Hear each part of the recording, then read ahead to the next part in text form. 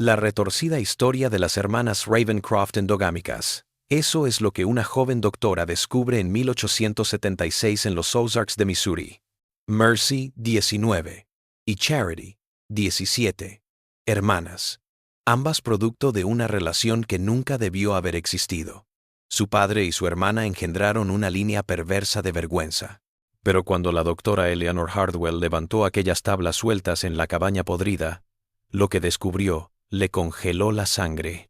Páginas de diario escritas con la mano temblorosa de una niña.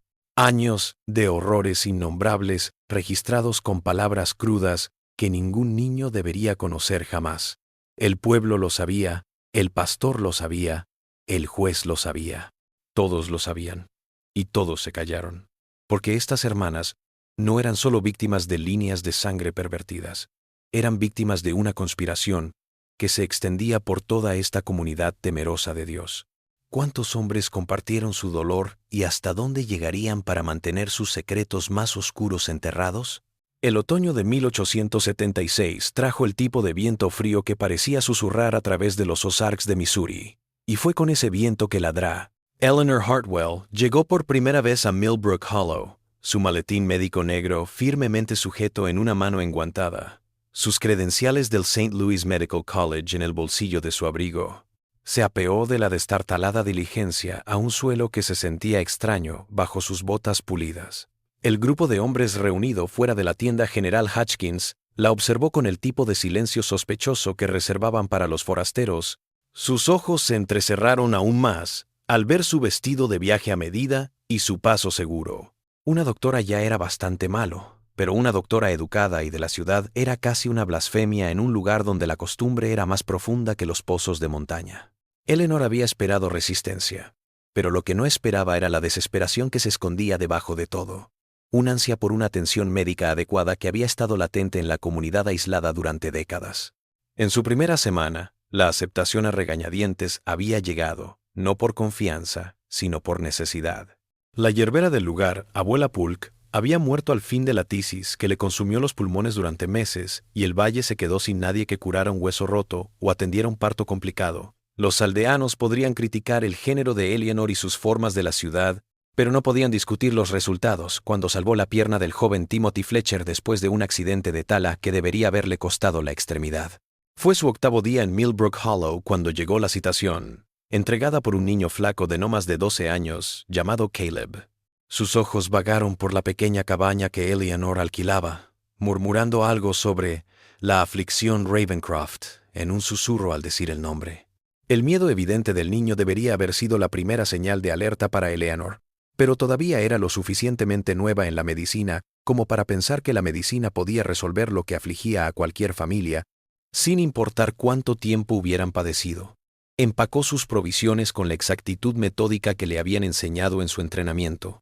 Revisó sus herramientas 2 veces y siguió al niño hacia el interior del valle, donde los árboles crecían tan densos que oscurecían la tarde. El sendero a la cabaña Ravencroft era poco más que un sendero de ciervos que serpenteaba entre espinos y sobre troncos caídos de décadas de abandono.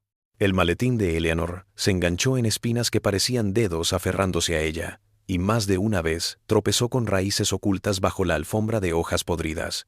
Cuanto más se adentraba en el bosque, más le mareaba el aire con algo que le revolvía el estómago. Algo que no podía nombrar, pero que le recordaba al Hospital de Caridad de San Luis, con su hedor a desesperación y miseria humana. Cuando la cabaña finalmente apareció a la vista, Eleanor comprendió por qué el chico había huido al mostrarse. La forma era menos una casa que un esqueleto de casa, su techo colapsado por el tiempo y el clima, sus paredes ennegrecidas por la descomposición y cubiertas de enredaderas que parecían ser lo único que sostenía las tablas en su lugar. Las ventanas, las pocas que quedaban, estaban tapadas con lo que parecían sacos de harina, y la puerta colgaba de sus bisagras rendidas hace tiempo. Pero fue el silencio lo que más inquietó a Eleanor. No había ruidos en la habitación humana, ni voces, ni movimiento, nada más que humo elevándose desde lo que quedaba de la chimenea. Su primer avistamiento de las hermanas atormentaría a Eleanor por el resto de su vida. Mercy y Charity Ravencroft estaban acurrucadas en lo que una vez había sido una cama, pero ahora era poco más que un montón de trapos y paja podrida. Sus cuerpos estaban deformados por la desnutrición y llevaban las marcas inconfundibles de generaciones de endogamia. Mercy, la mayor de 19 años, tenía los ojos demasiado grandes para su cráneo deforme, y la forma más pequeña de Charity, de 17, parecía doblarse sobre sí misma, como si intentara desaparecer. Sus ropas, si es que se podía llamarlas así, colgaban en harapos que apenas cubrían su pudor, y el hedor a excrementos humanos y cuerpos sin lavar golpeó a Eleanor como una bofetada. Pero fue su respuesta a él lo que hizo que Eleanor rompiera su comportamiento profesional. Donde esperaba miedo o cansancio, encontró algo peor, una especie de resignada aceptación que sugería horrores más allá de su comprensión. Estas chicas habían aprendido a no esperar nada más que brutalidad del mundo, y la voz amable y los gestos delicados de Eleanor no fueron suficientes para persuadirlas de que sus intenciones eran diferentes. Mientras lo revisaba, reconociendo los signos de desnutrición crónica, las cicatrices de lesiones antiguas sin tratar, las discapacidades del desarrollo que le sellaban el rostro, Eleanor sintió que la rabia crecía dentro de ella, hacia la comunidad que había tolerado esta negligencia durante tanto tiempo. Estaba buscando agua limpia para lavarse las manos cuando Eleanor hizo el hallazgo que lo cambiaría todo. Una tabla suelta en el suelo se deslizó bajo su pie, revelando una pequeña oquedad bajo los cimientos podridos de la cabaña. En su interior, envuelta en lo que una vez había sido un trozo de tela, descubrió un conjunto de papeles garabateados con una escritura tosca. Las palabras eran desiguales, escritas por manos analfabetas, pero las palabras que deletreaban fueron suficientes para congelar la sangre de Eleanor. Página tras página, se detallaban años de maltrato sistemático en el lenguaje llano de las niñas que no tenían otra manera de dejar constancia de lo que les estaba sucediendo. Se daban nombres, se daban fechas con una exactitud desgarradora, y el patrón que se revelaba no era de incidentes aislados, sino de una explotación sistemática oculta tras la discapacidad y el aislamiento de las hermanas. Las manos de Eleanor temblaban mientras leía entrada tras entrada, cada una más perturbadora que la anterior. El diario revelaba que el sufrimiento de las hermanas no había terminado con la muerte de su padre 3 años antes, sino que había continuado bajo las manos de hombres cuyos nombres ella reconoció de su breve tiempo en Millbrook Hollow: el pastor que le había ofrecido una bienvenida forzada, el magistrado que había tramitado sus papeles de residencia, los terratenientes adinerados que controlaban la vida económica del valle. Todos estaban registrados en la letra delicada de las víctimas que habían encontrado su propia forma de declarar delitos que nunca llegarían a un tribunal. Sentada en aquella cabaña podrida, rodeada por la prueba de lo que el hombre era capaz de hacer, Eleanor comprendió que había tropezado con algo mucho más peligroso que negligencia médica. Había destapado una conspiración de silencio que protegía a los poderosos y abandonaba a los débiles, y ahora era la única que se interponía entre estas chicas destrozadas y los hombres que matarían para mantener sus secretos enterrados en las colinas de Missouri. El peso de lo que Eleanor había aprendido se asentó sobre sus hombros mientras regresaba a su cabaña esa primera noche, las entradas del diario dobladas de forma segura en su maletín médico, junto con herramientas que de repente parecían insuficientes para la curación requerida allí. El sueño la eludía mientras se sentaba junto a su ventana, observando cómo las luces de Millbrook Hollow se extinguían una por una, cada ventana oscura un testimonio más de un hogar que había elegido el silencio sobre la justicia. Las caras de las hermanas lo atormentaban, pero eran los nombres en esas entradas de diario lo que le revolvieron el estómago con un nuevo tipo de enfermedad. Hombres que había estrechado de la mano, hombres que los habían acogido en su comunidad con sonrisas cristianas y palabras santas, hombres que habían violado a los más vulnerables entre ellos y luego regresaban a sus bancos el domingo por la mañana para cantar himnos de misericordia y salvación. En los días que siguieron, Eleanor se debatió entre sus responsabilidades médicas y su necesidad de entender la magnitud del horror que había descubierto. Volvía cada día a la cabaña con lo que podía para mejorar la vida de las hermanas, curando sus heridas e intentando convencerlas de que comieran la comida simple que traía en su bolsa. Mercy respondía mejor a sus atenciones, a veces logrando una sonrisa cuando Eleanor le hablaba con dulzura, pero Charity permanecía retraída, sus ojos reflejando el tipo de trauma profundo que Eleanor solo había visto en soldados que regresaban de la guerra. Mientras trabajaba, Eleanor fue reconstruyendo la historia familiar a través de retazos de conversaciones con las hermanas y preguntas cautelosas a los pocos residentes del pueblo que querían hablar sobre los Ravencroft. La historia que emergió fue de decadencia generacional que se extendía por décadas en las colinas de Missouri. Ezekiel Ravencroft había sido producto de la retorcida relación de su propio padre con un pariente consanguíneo, y él había continuado el patrón tomando a su hermana, Sarah, como su esposa en todo menos en el nombre. Su matrimonio, en secreto en el fondo del valle, había engendrado una serie de hijos maltratados por la endogamia. La mayoría había muerto siendo bebés o niños pequeños, víctimas de su línea de sangre podrida. Pero Mercy y Charity habían vivido lo suficiente como para convertirse en algo peor que bajas genéticas. Se habían convertido en depredadoras. Lo que Eleanor descubrió fue que todos en el pueblo sabían lo que les había sucedido a los Ravencroft y lo habían ignorado a propósito. La herbolaria, abuela Pulk, había parido a algunos de los hijos Ravencroft a lo largo de los años antes de su reciente fallecimiento, y sus secretos susurrados al difunto predecesor de Eleanor habían fallecido con ella. El propietario de la tienda general, Hutchkins, confesó bajo interrogatorio que a veces dejaba provisiones en el borde de la propiedad de Ravencroft, pagadas a través de intermediarios, pero que nunca había preguntado quién las consumía, ni por qué nunca venían al pueblo. Incluso el párroco local, el reverendo Moray Black, conocía a la familia, pero decía que sus intentos de ayudarlos habían sido rechazados por las amenazas violentas de Ezequiel. Pero fue enterarse de lo que había ocurrido tras la muerte de Ezequiel 3 años atrás, lo que casi hizo que Eleanor perdiera por completo su compostura profesional. Las hermanas, abandonadas en su cabaña podrida, se habían convertido en presa de otro tipo de depredador. Las entradas de su diario después de la muerte de su padre narraban una historia de abuso a manos de hombres que habían visto su vulnerabilidad y habían decidido aprovecharse de ella en lugar de ayudarla. El juez Cornelius DeVoe había sido uno de los primeros en llegar a la cabaña, supuestamente para comprobar el estado de las hermanas huérfanas, pero las entradas del diario revelaban visitas que no tenían nada que ver con la caridad y todo que ver con la saciedad de antojos que no podía satisfacer en otro lugar sin 31 contra 16 consecuencias. La soledad de Eleanor en su tarea comenzó a desvanecerse cuando conoció a Thomas Whitmore, un antiguo profesor de escuela, cuyos ojos inquietos y comportamiento nervioso lo delataban como alguien que tenía su propia culpa que expiar. Ella lo había sorprendido mirándola en la tienda general, sus ojos siguiéndola como si la aterrorizara la idea de que pudiera desaparecer.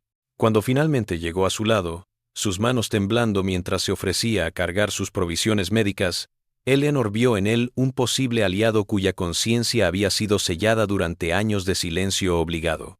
La historia de Thomas salió entrecortada a lo largo de varias noches en la cabaña de Eleanor, su voz rompiéndose al admitir encuentros con los niños Ravencroft, que se remontaban a casi una década. Como único profesor del valle, conocía a la familia desde hacía más tiempo que la mayoría, viéndolos una vez al año cuando los niños pálidos y deformes se acercaban lo suficiente a la escuela para mirar por las ventanas las clases que nunca podrían tomar. Había tratado una vez, al principio de su mandato, de persuadir a la gente de que interviniera, de sacar a los niños del cuidado de Ezequiel y darles atención médica y educación. Sus esfuerzos habían sido recibidos con amenazas contra su propia familia, y su huida ante ellas lo había atormentado cada año desde entonces. Juntos, Eleanor y Thomas se pusieron manos a la obra para registrar todo lo que pudieran aprender acerca de la familia Ravencroft y la conspiración de silencio que había encubierto a sus maltratadores.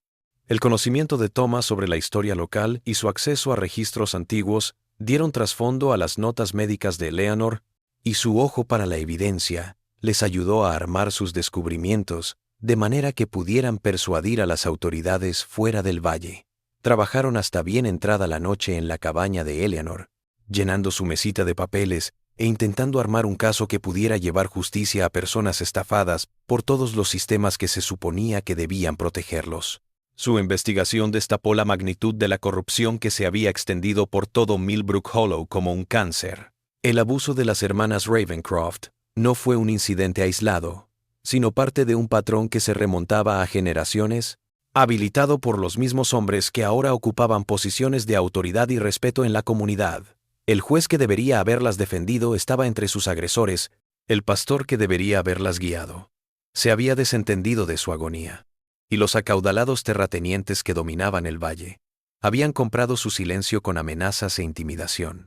Fue entonces que Eleanor y Thomas comenzaron a planear cómo informar a las autoridades del condado que llegó la primera amenaza explícita, deslizándose bajo la puerta de Eleanor en medio de la noche, como una serpiente en busca de refugio.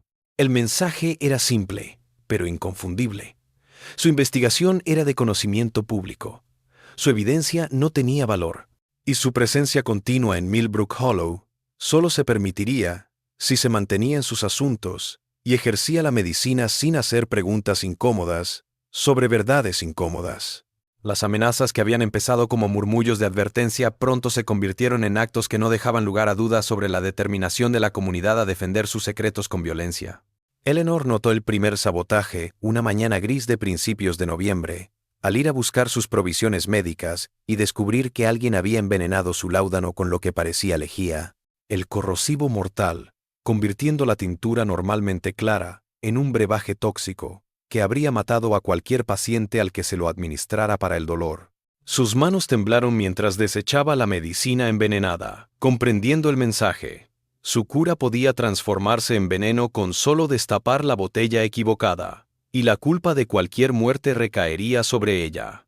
El descubrimiento solo hizo que Eleanor redoblara sus esfuerzos en lugar de retroceder.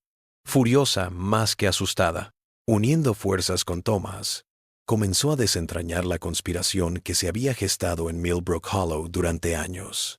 Su investigación descubrió que la historia familiar de los Ravencroft abarcaba 3 generaciones enteras, desde el abuelo de Ezequiel, Jeremiah, quien había iniciado por primera vez el patrón de aislamiento y endogamia que maldeciría a sus descendientes. Cada generación había traído niños más rotos que la anterior, y cada generación había sido recibida con la misma ceguera deliberada de una sociedad que prefería pasar por alto el dolor antes que enfrentarse a las verdades incómodas que representaba. El avance en su investigación llegó de una fuente inesperada cuando Eleanor se topó con Ida May Crenshaw, una anciana encorvada cuyas manos nudosas revelaban una vida de servicio. Ida May había sido partera del valle durante más de 40 años, y su rostro arrugado guardaba secretos de antes de que Eleanor naciera. La anciana se acercó a Eleanor tras el servicio dominical, sus ojos llorosos escudriñando los escalones de la iglesia, mientras le susurraba una invitación para visitar su cabaña en las afueras del pueblo. Algo en su desesperación y determinación hizo que Eleanor creyera que Ida May tenía partes del rompecabezas que finalmente podrían armar la horrible imagen que estaba intentando crear. Las palabras de Ida May, contadas bajo la luz parpadeante de la chimenea de su cocina, revelaron un horror sistemático más allá de lo que Eleanor podría haber imaginado. La anciana partera había estado presente en 7 partos de niños Ravencroft a lo largo de las décadas, y su voz se quebró al hablar de las deformidades y discapacidades cada vez más graves que caracterizaban cada nacimiento posterior. 3 de los bebés habían muerto a las pocas horas de nacer, sus pequeños cuerpos demasiado destrozados por su línea de sangre maldita para permanecer vivos, y los otros 2 habían vivido lo suficiente para que Ida May presenciara las discapacidades mentales y físicas que marcarían su corta vida. Los niños que habían sobrevivido a la infancia, Mercy y Charity, habían sido ocultados como vergüenzas, confinados en la ruinosa cabaña que era a la vez hogar y prisión. Pero fue la historia de Ida May sobre lo que había ocurrido tras la muerte de Ezequiel, lo que confirmó las sospechas de Eleanor sobre la complicidad del pueblo en los asesinatos. La anciana partera había seguido yendo a ver a las hermanas huérfanas, y lo que contaba de su estado en aquellos años era un cuadro de abandono premeditado, salpicado de abusos que dejaron marcas visibles que ella no se había atrevido a denunciar. Había visto los moretones y las cicatrices de la violencia, los abortos espontáneos que ella sospechaba que eran provocados por trauma, el desmoronamiento de 2 jovencitas que habían sido traicionadas por todos los adultos que debían protegerlas. Lo que Eleanor y Thomas comenzaron como documentación se convirtió en una excavación arqueológica de horror, desenterrando siglos de crímenes ocultos y encubrimientos sistemáticos. Se dieron cuenta de que el conocimiento sobre lo que ocurría con los Ravencroft no se limitaba a unos pocos hombres poderosos, sino que permeaba toda la sociedad del valle, tejiendo una red de complicidad que abarcaba casi todos los hogares. Los tenderos habían dado provisiones sin preguntar. Los maestros habían hecho caso omiso a la falta de niños que debían estar en la escuela, y la gente de la iglesia había rezado por la familia sin hacer nada por cambiar su situación. La reacción del pueblo a la constante indagación de Eleanor se volvió más hostil a medida que las noticias de sus pesquisas se propagaban por la red de chismes del valle. Su cabaña fue saqueada mientras atendía a enfermos, sus pertenencias destrozadas en lo que parecía una advertencia y un castigo a la vez. Sus libros de medicina de meses de ahorros fueron destrozados y arrojados al suelo, sus páginas manchadas con fluidos corporales que dejaban claro el mensaje. A Thomas le llegaron amenazas más explícitas, mensajes que juraban dañar a su esposa e hija si seguía colaborando en la investigación de Eleanor. El terror en sus ojos cuando le contó estas amenazas a Eleanor dejó al descubierto el horror de tener que elegir entre la conciencia y la seguridad familiar. La campaña pública en contra de Eleanor llegó a su punto máximo cuando el reverendo Moray Black usó su sermón dominical para denunciarla como una agente del caos, enviada a destruir los valores cristianos que unían a su comunidad. Su voz resonó en la iglesia abarrotada, retratando a Eleanor como una intrusa que intentaba aprovecharse de su tragedia al propagar falsedades y crear discordia entre vecinos que habían vivido en paz durante generaciones. La reacción de la congregación, una mezcla de amenes y gruñidos de resentimiento, dejó claro que las palabras de Black habían resonado en corazones ya endurecidos contra la verdad incómoda. La sensación de aislamiento de Eleanor se intensificó al descubrir que la corrupción que combatía se extendía más allá de Millbrook Hollow. Sus investigaciones sobre la forma de comunicarse con las autoridades del condado le informaron que el sheriff Hosea Bramlett, el hombre que debería haber sido su mayor aliado para hacer justicia a las hermanas Ravencroft, estaba coludido en la conspiración a través de relaciones familiares y financieras con los hombres más poderosos del valle. El hermano del sheriff se había casado con los DeVoe y había establecido una red de favores que le impedía aplicar la ley de manera imparcial, y sus propias inversiones en las empresas de tala y minería que dominaban la región le daban motivos para preservar el statu quo que protegía a sus socios comerciales del escándalo. Saber que hasta la policía del condado estaba involucrada dejó a Eleanor sintiéndose como si estuviera luchando no solo contra criminales, sino contra todo un sistema construido para proteger a los poderosos a expensas de los débiles. Su investigación había destapado una conspiración que se extendía por toda la autoridad local y regional, un cóctel tóxico de corrupción que hacía que la justicia fuera imposible. El invierno se apoderaba de las colinas de Missouri, y Eleanor se enfrentaba a la parte más oscura de su cruzada, rodeada de enemigos que no se detendrían ante nada para proteger sus secretos y su poder. El viento de diciembre trajo el tipo de frío que se arrastraba en los huesos de Eleanor mientras recorría el camino familiar hasta la cabaña de Ravencroft, su maletín médico pesado, con los suministros que había logrado reponer a pesar de la creciente hostilidad de la comunidad. No había visto a las hermanas en 3 días. Se había quedado atrapada en el valle de al lado por un parto complicado, y la culpa la carcomía por dentro. Al pensar en lo mucho que Mercy y Charity dependían de sus visitas diarias para los cuidados y el contacto humano, que era lo único que iluminaba sus vidas rotas. El silencio que la había recibido debería haberla alertado de que algo había cambiado, pero Eleanor estaba demasiado agotada por su propia extenuación y por librar una batalla cada vez más desesperada para notar la quietud ominosa que se extendía sobre la estructura podrida como un sudario. Lo que vio en la cabaña perseguiría los sueños de Eleanor por el resto de su vida. Mercy estaba tumbada en su colección de harapos que hacían las veces de cama, sus rasgos deformes fijos en un sueño tranquilo que habría sido reconfortante si no fuera por lo antinatural de su palidez y la falta de la respiración dificultosa que había definido su enfermedad pulmonar crónica. Charity se arrodilló junto al cuerpo de su hermana, su cuerpecito tenso por el dolor demasiado grande para llorar, su mente rota por lo que había perdido. Su formación médica se hizo cargo mientras inspeccionaba el cuerpo de Mercy captando las señales reveladoras de envenenamiento en lugar de muerte natural, que seguramente se informaría a cualquier autoridad que se tomara la molestia de investigar la muerte de una niña no deseada en un valle olvidado. Los síntomas que Eleanor presenció no dejaron dudas. Envenenamiento por arsénico, administrado durante días. Una muerte lenta y agonizante que alguien había planeado para que pareciera natural mientras causaba el máximo sufrimiento a la víctima. Las señales estaban ahí para cualquiera con formación médica para reconocerlas. La decoloración característica de la piel, la evidencia de angustia gastrointestinal severa, la manera en que el cuerpo se había retorcido en sus últimos momentos. Las manos de Eleanor temblaron mientras revisaba su trabajo, dándose cuenta de que su investigación no solo no había logrado proteger a Mercy, sino que probablemente la había condenado al convertirla en una carga para los hombres cuyos delitos podía denunciar con su testimonio sencillo pero devastador.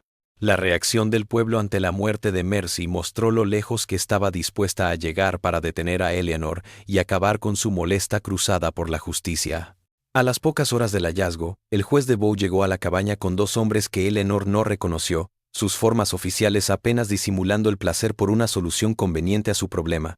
Devo dijo que la muerte era natural, una enfermedad que había afectado a los Ravencroft durante generaciones, y le advirtió a Eleanor que no interfiriera con la voluntad de Dios al atraer esta alma desafortunada a casa.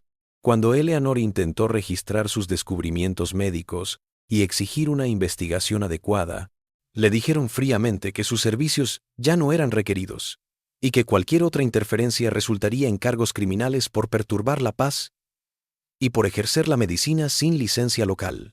La demolición del círculo de apoyo de Eleanor comenzó poco después del funeral de Mercy. Un funeral lamentable al que solo asistieron Eleanor, Thomas y el sepulturero pagado para enterrar el cuerpo en el pequeño cementerio del valle.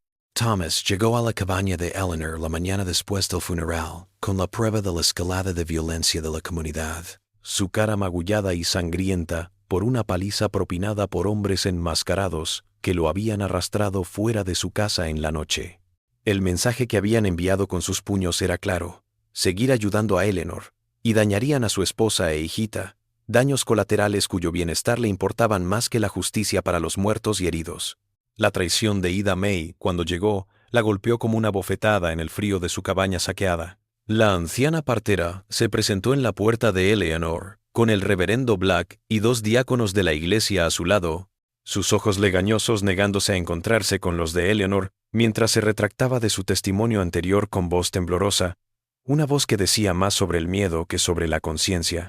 Ida May declaró que su edad y su mala memoria le habían hecho mezclar detalles de distintos partos y familias, y que Eleanor se había aprovechado de la confusión de una anciana y su deseo de ayudar a la joven doctora que le había mostrado amabilidad para inventar relatos sobre los Ravencroft. Los cargos formales que vinieron después fueron redactados con la clase de precisión burocrática que decía mucho acerca de una cuidadosa planificación y experiencia legal. Eleanor fue acusada no solo de ejercer la medicina sin licencia local, sino también de perturbar la paz, propagar chismes maliciosos e interferir con la justicia en Millbrook Hollow. El informe que recibió describía un historial de comportamiento que la retrataba como una forastera inestable, que había aprovechado sus credenciales médicas para infiltrarse en hogares vulnerables y abusar de su confianza para promover su propia agenda de crear conflictos en una comunidad cristiana tranquila.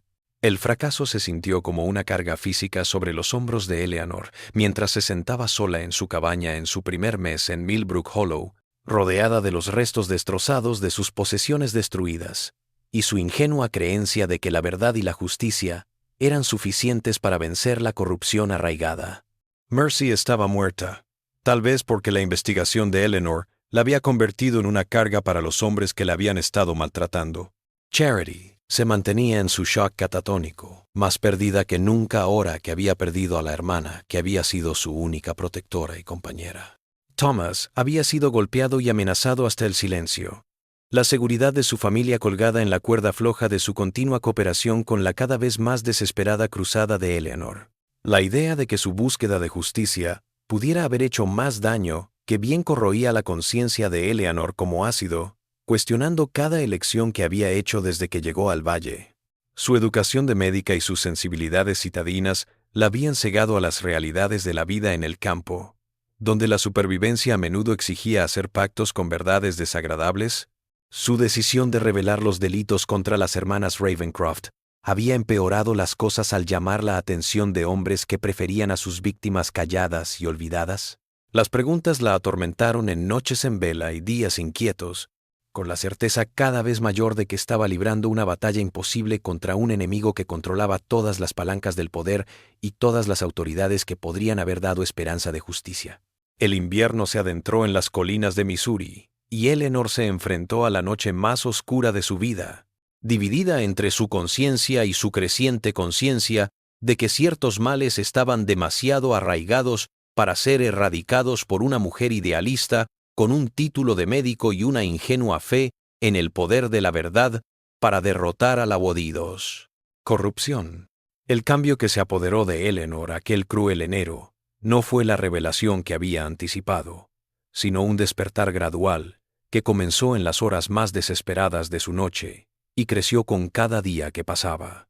Sentada entre los escombros de sus efectos personales y los restos de su ingenua fe en la justicia institucional, algo se rompió en su interior. La ejecución se llevó a cabo una mañana en que la nieve recién caída había envuelto el valle en una belleza engañosa, ocultando la corrupción bajo una capa blanca que le recordó la manera en que el pueblo había ocultado sus pecados bajo una apariencia de virtud cristiana. Ella comprendió finalmente que su error había sido pensar que la justicia podía lograrse a través del mismo sistema que había sido pervertido para encubrir los delitos que ella intentaba revelar, y que la victoria exigiría trabajar fuera de los márgenes establecidos para proteger al culpable en lugar del inocente. El plan que Eleanor empezó a tejer no nació de la venganza, sino de la resolución de que la muerte de Mercy y el tormento de Charity no serían en vano para los hombres que las habían destruido. En las noches de invierno, trabajando en secreto, comenzó a registrar todo lo que había aprendido sobre los Ravencroft y la conspiración que había facilitado su abuso. Su formación como médico le ayudó a estructurar la evidencia como científica, desarrollando registros meticulosos que incluían tanto las entradas de diario y el testimonio de testigos que había entrevistado, como sus propias observaciones médicas sobre el daño físico y mental que se había infligido a través de las generaciones. Cada línea que escribía era una denuncia de delitos concretos, pero también un lamento más general por el fallo institucional que debía proteger a los débiles. La parte más importante del plan de Eleanor consistió en poner a Charity en un lugar seguro, fuera del alcance de las autoridades locales corruptas. Con antiguos contactos de la Escuela de Medicina en San Luis, Eleanor organizó en secreto el traslado de la hermana superviviente a un centro de cuidados progresivos especializado en pacientes con discapacidades del desarrollo y trauma. La misión exigió una sincronización precisa y un desembolso personal considerable, pero la resolución de Eleanor de salvar al menos a un miembro de la familia Ravencroft la impulsó a superar cada obstáculo. En una mañana helada de febrero, cuando el pueblo dormía y los hombres que habían atormentado a las hermanas creían que sus secretos estaban seguros, Eleanor ayudó a Charity a subirse a una carreta que la alejaría de Millbrook Hollow para siempre. Las copias de los documentos de Eleanor, que ella había preparado, iban a lugares mucho más allá de la estructura de poder corrupta del valle. Envió paquetes informativos a grupos reformistas en Boston y Nueva York, a periódicos liberales en Chicago y Filadelfia, y a revistas médicas que habían publicado anteriormente su trabajo sobre enfermedades rurales. Cada paquete fue diseñado para narrar toda la historia de las hermanas Ravencroft y entregar la clase de evidencia que haría imposible para cualquiera con el coraje de revisar los hechos negar lo que había sucedido. Eleanor comprendió que las acusaciones individuales tal vez nunca llegarían, pero se aseguró de que la verdad perdurara y pudiera ayudar a proteger a otras personas vulnerables en otras comunidades aisladas.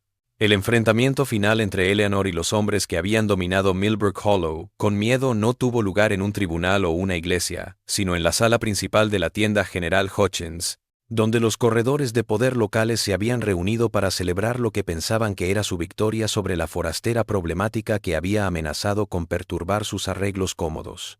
La llegada de Eleanor a través de la puerta con un maletín de cuero lleno de copias de todas sus pruebas silenció la sala, mientras cada hombre calculaba cuánto sabía ella y cuánto podría costarles. Pero en lugar de amenazas o súplicas desesperadas, Eleanor les dio algo peor: la promesa de que sus crímenes serían recordados y grabados en la historia, que las generaciones futuras sabrían qué tipo de hombres habían gobernado su comunidad y cómo habían abusado de su poder para destruir a los inocentes. La noticia de que Eleanor ya había compartido sus evidencias con autoridades y medios fuera de su alcance creó un silencio ensordecedor que decía más que cualquier admisión de culpa. El rostro del juez de Bow palideció al comprender que la cómoda malla de corrupción que lo había amparado durante años estaba a punto de quedar expuesta a la luz del día. La ira justificada del reverendo Black se derritió en algo muy parecido al miedo al ver cómo sus superiores denominacionales respondían a los informes gráficos de su encubrimiento del abuso sistemático. Los demás hombres presentes, terratenientes y hombres de negocios que se habían aprovechado del silencio en torno al sufrimiento de los Ravencroft, se enfrentaron a la posibilidad de un escándalo que arruinaría sus reputaciones y sus fortunas. La salida de Eleanor de Millbrook Hollow no fue la derrota sumisa que sus adversarios habían anticipado, sino la dignidad serena de alguien que había logrado todo lo que se había propuesto, aunque la victoria no tuviera la forma que había previsto inicialmente. La carreta que la alejó del valle llevaba sus pertenencias, la tranquilidad de saber que Charity estaba a salvo y que la verdad sobre los Ravencroft pronto llegaría a oídos que sabrían entenderla. El viaje de regreso a San Luis le dio a Eleanor tiempo para reflexionar sobre lo que había aprendido sobre la justicia y la diferencia entre la victoria legal y la victoria moral. La reacción a la historia de Eleanor, cuando finalmente llegó a los periódicos de todo el país, 6 meses después de que dejara Millbrook Hollow, superó sus sueños más salvajes.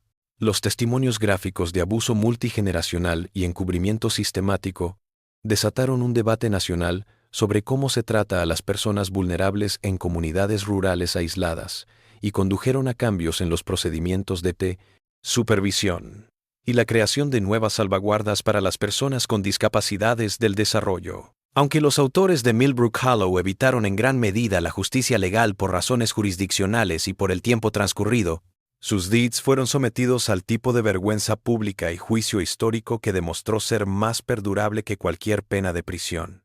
La fundación que Eleanor crea con el dinero que gana dando charlas y donaciones de personas que se conmovieron con la historia de Ravencroft se convirtió en un monumento en memoria de Mercy y la supervivencia de Charity. Con la convicción de que los indefensos merecían protección sin importar dónde se encontraran, la organización buscó y ayudó a familias en situaciones similares a las que habían sufrido las hermanas Ravencroft. Lo que Eleanor hizo con la fundación dio sentido al horror que había presenciado y al fracaso que había sufrido, convirtiendo la tragedia personal en una fuerza para el bien que sobreviviría a todos los que habían conspirado para ocultar la verdad en las colinas de Missouri.